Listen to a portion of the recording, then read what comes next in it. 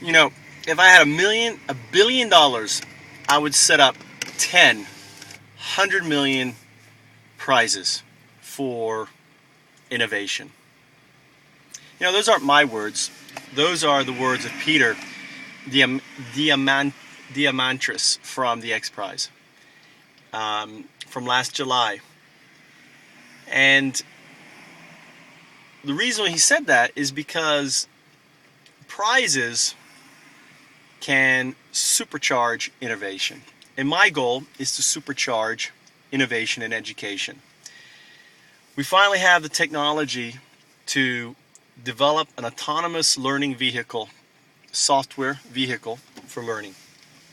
And I have announced that Eduit is going to take a new direction, and instead of for the last 9 years, it's been about trying to figure out and build the technology, and instead, what we're going to do is focus on raising the money for a $50 million e-singularity prize for global education. And there are a number of reasons why. One is we currently have the hardware, and if you went to the Consumer Education Expo in Vegas, you'll see that it was all about mobile learning and devices that can potentially distribute education. Number two, we finally have the technology. We have the AI technology.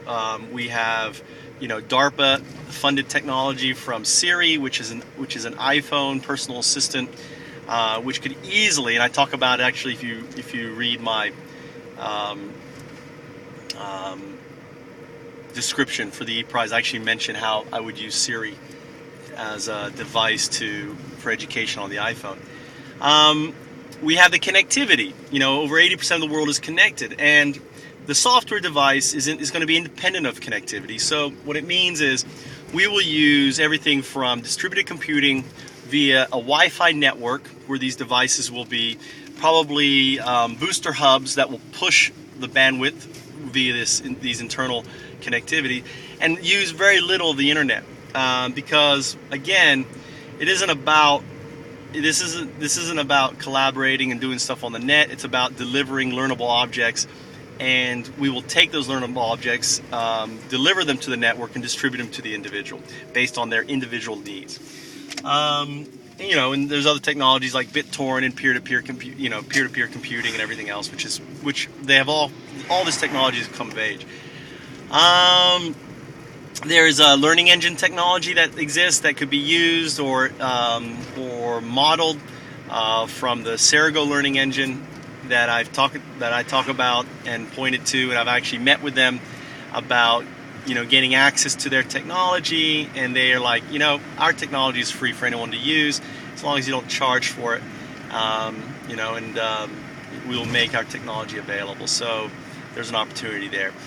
There's so much more that I could talk about, but the bottom line is a prize for global education, a prize to bring about an autonomous solution that will basically replace the idea that we need schools and living teachers to learn, right?